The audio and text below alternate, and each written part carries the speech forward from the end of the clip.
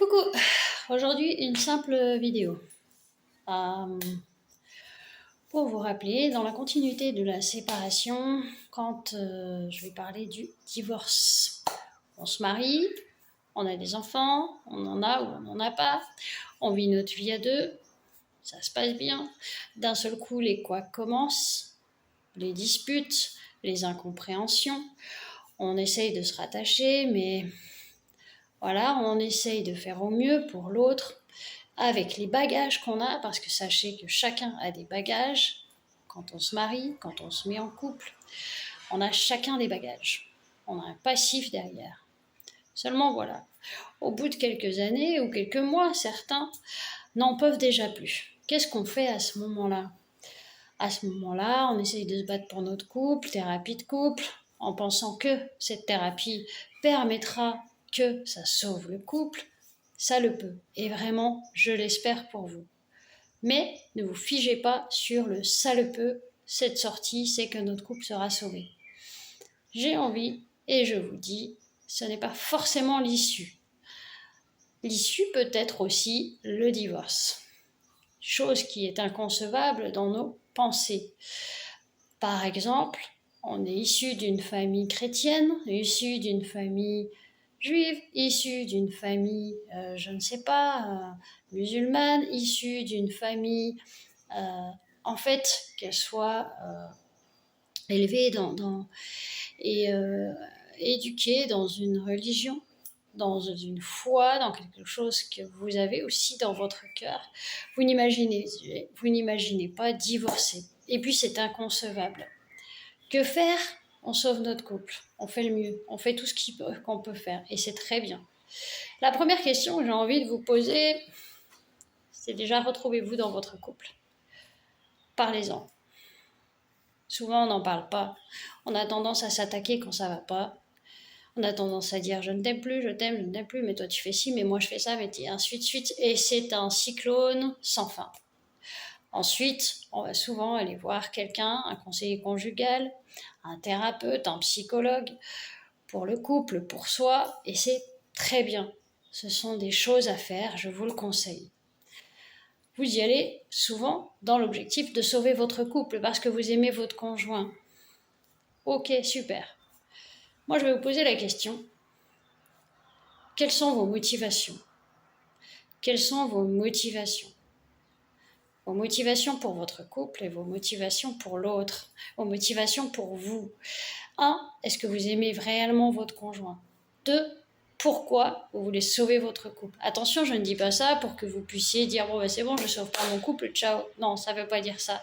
Je dis ça parce que ce sont des questions qui sont nécessaires. Y a-t-il un contrat conscient ou inconscient lorsque vous vous êtes unis entre vous? Vous êtes-vous mariés après un petit peu de temps, après vous êtes connus, après vous avoir de la réflexion, après un partage? Vous êtes-vous mariés parce que vous vous aimez? Vous êtes-vous mariés parce que vous imaginez votre avenir ensemble avec un projet en commun? Y avait-il vraiment cet amour-là, ou vous êtes-vous mariés parce que c'est une suite des choses, parce que cette personne vous l'aimiez, pourquoi pas, et vous pensez l'aimer, et parce que c'est aussi comme ça dans la continuité de votre religion, de votre foi, etc.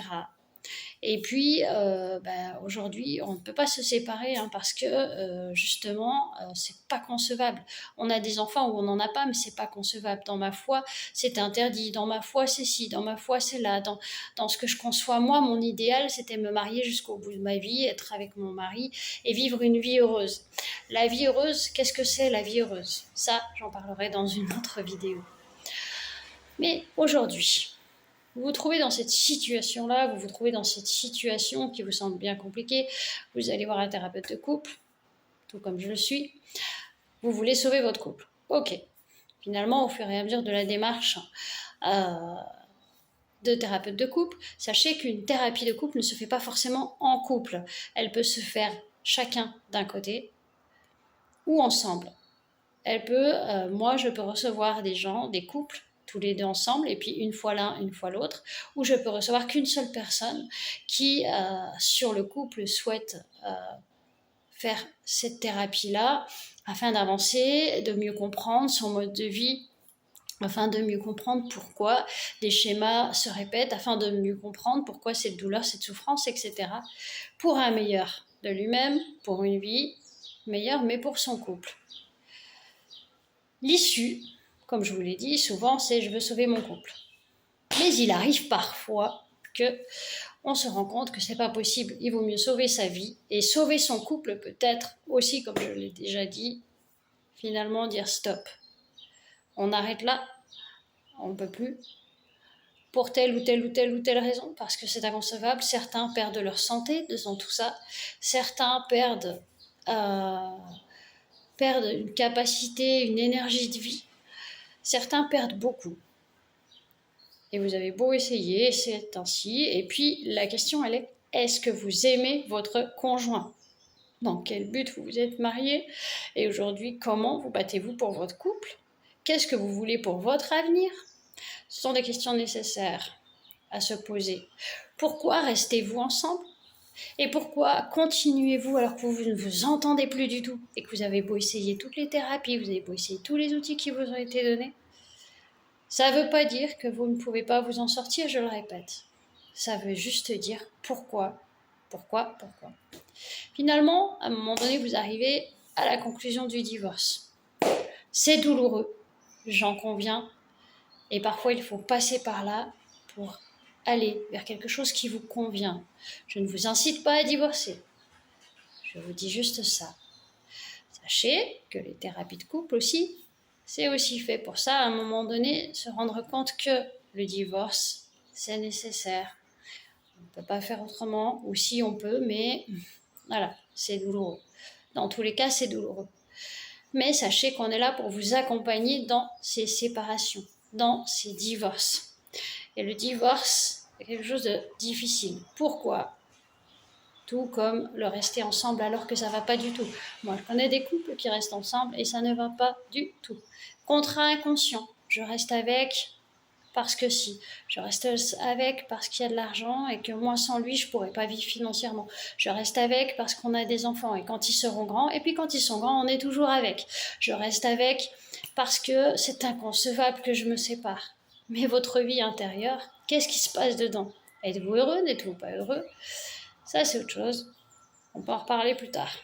Et on en reparlera dans une autre vidéo ou quand je vous reçois, pour ceux qui le souhaitent, en visio à rendez-vous, en présentiel pour ceux qui sont sur Lyon, sur le Nord-Isère. Bref, je reviens là-dessus. Le divorce, fait le tri. Si je divorce, si vous avez des amis en commun parfois, c'est le champ de foire, pour être poli. C'est le champ de foire parce que des amis vont prendre parti pour l'un, vont prendre parti pour l'autre, ou certains vont être toujours présents, mais seulement vous allez avoir des retours. Ne vous attendez pas à ce qu'un tel prenne votre parti, machin. Non, vivez votre vie et soyez au clair avec vous.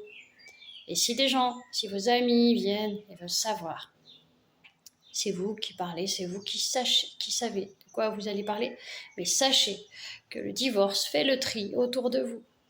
Ce n'est pas en mal, ce n'est pas des gens qui vous aiment pas, c'est des gens qui poursuivent leur route, qui ont un chemin de vie différent, qui est comme ça. Et parfois dans la vie, on a des gens qui sont là quand on est en couple et qu'on a des amis de couple, qu'on appelle ça une vie sociale ensemble, et qui finalement, quand votre couple se disloque, les amis sont ou d'un côté ou de l'autre, certains sont des deux, mais ou parfois s'éloignent. Que vous le vouliez ou non, consciemment ou pas, ça arrive. Et vous pouvez entendre des choses dire sur vous. Il a fait ça, mais je m'en doutais. De toute façon, quand vous allez divorcer, si vous divorcez, si vous séparez, ce que je ne vous souhaite pas, les gens vont le dire. Il a fait ça. Les langues sont pendues. Vous n'y pouvez rien. Et c'est comme ça. J'avais vu que, je comprenais que, ok. Laissez-les dire. C'est quelque chose de douloureux, laissez-les dire. Ce que je veux dire par là, c'est que le divorce est difficile dans plusieurs domaines. Dans le domaine de 1. En tout premier lieu, personnel. Que vous soyez demandeur ou que vous soyez celui qui répond à la demande de votre conjoint. C'est très difficile affectivement, psychologiquement, moralement, même physiquement. Deuxièmement, il y a les papiers à faire. Donc, c'est aussi difficile au niveau juridique. C'est pas facile, tout ne se fait pas du jour au lendemain et parfois il y a des complications. Attention, je ne dis pas ça pour mettre un poids sur vous, absolument pas, parce que sachez que dans ces situations-là, vous avez des professionnels qui sont là pour vous entourer, pour être là pour vous, comme les thérapeutes et aussi comme tout ce qui est avocat, etc., qui s'ensuit avec. Et ça, c'est un bien qu'il faut prendre. Prenez-le, c'est utile pour vous. Puis, il y a aussi tout ce qui est social, c'est-à-dire que votre statut social change. Votre statut social change dans votre vie personnelle, au milieu des amis, c'est-à-dire que des amis vont s'éloigner, des amis vous ne les verrez plus. Et ça, vous n'y pouvez rien, mais ça, c'est aussi d'ordre après affectif par rapport à vous, un travail à faire. Ensuite, vous avez aussi par rapport à la religion, par rapport à votre foi, par rapport à vos croyances, par rapport à votre cœur, là aussi, ça va faire un sacré chamboulement. Mais sachez que tout ce que vous vivez est bénéfique pour votre vie. Quelle que soit l'épreuve que vous vivez, quel que soit le combat que vous vivez, quelle que soit l'expérience que vous vivez au travers de ce divorce, rien n'est perdu. C'est le message que je veux vous passer. Rien n'est perdu. Au contraire, vous allez grandir, vous allez vous fortifier. Attention, c'est très difficile, je ne dis pas le contraire. Ou pas, hein. Pour certains, c'est pas difficile parce que ça convient, c'est de source et c'est comme ça et la vie continue. Pour d'autres, c'est plus difficile. Mais sachez que vous avez un lendemain, un meilleur lendemain.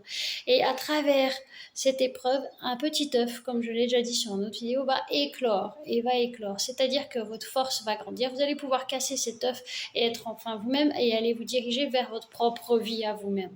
Là où vous sentez que vous êtes bien, là où vous allez être aligné à vous-même et avoir une légèreté. Aujourd'hui, je vous encourage vraiment à aller voir quelqu'un si vous êtes dans cette situation-là, une thérapeute de couple. Si c'est besoin juridique, allez voir les avocats. Si c'est besoin affectif, etc., c'est important d'être entouré. C'est très important. Mais sachez que rien n'est perdu pour vous et que si votre couple, c'est important parce que souvent dans les thérapies de couple, on parle que tout va bien, notre couple va aller mieux, etc. Ok, et c'est super, c'est super. Mais quand c'est l'inverse, on n'est pas forcément préparé. On n'est pas forcément bien préparé psychologiquement, affectivement et dans notre tête. Et c'est important de se faire accompagner sur tous les domaines à ce niveau-là. Et sachez que les thérapeutes de couple vous accompagnent dans cette démarche-là. Dans cette démarche, qu'elle soit positive et que votre couple s'en sort et que vous réalisez certaines choses et que le feu redémarre, ou si vous vous rendez compte que c'était pas fait l'un pour l'autre, etc., et qu'aujourd'hui, finalement, c'est fiasco et que si, et que vous devez traverser cette épreuve-là, ils sont là aussi pour vous accompagner pour ça. Je mets un point d'honneur à ça parce que souvent, quand je reçois des personnes pour ça, c'est vraiment, non, c'est pas possible, on continue, nanana. Et quand ils décident autre chose, ils estiment que c'est un échec, le divorce. Ce n'est pas un échec en soi, c'est un idéal qui s'effondre, c'est une foi, une croyance qui s'effondre, c'est un amour qui s'effondre, c'est plusieurs choses qui s'effondrent, mais je vous le dis, il y a toujours du positif. La souffrance, malheureusement, elle est là, mais elle fait fleurir. Il y a du positif pour vous, il y a du positif pour vos enfants, même si les enfants n'auront plus le schéma représentatif familial uni ensemble, parental. S'il y a eu des disputes, s'il y a eu quoi que ce soit entre vous, incessant, pour les enfants, ça sera difficile et ils vont subir les choses, on est ok. Mais soyez au clair avec eux.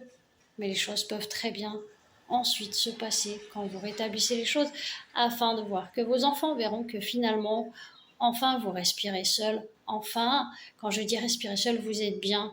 Vous ne vivez plus sous la souffrance. Voilà, c'est quelque chose sur lequel je voulais parler et je vous souhaite une bonne journée et n'hésitez pas à aller sur mon lien. Sachez que je vous accompagne dans les thérapies de couple, que ce soit individuel, ensemble, et je vous accompagne aussi également pour d'autres problématiques, schémas qui se répètent, les blocages, les questions, les traumatismes, les abandons, et aussi pour un changement de vie, que ce soit un travail, que ce soit un déménagement, que ce soit un deuil, que ce soit la maladie. Je suis là et je peux vous accompagner dans votre démarche de réflexion, dans votre démarche pour un meilleur de vous-même et de de quelque chose qui vous soulage et vous retrouvez aligné à vous-même. Voilà, à bientôt.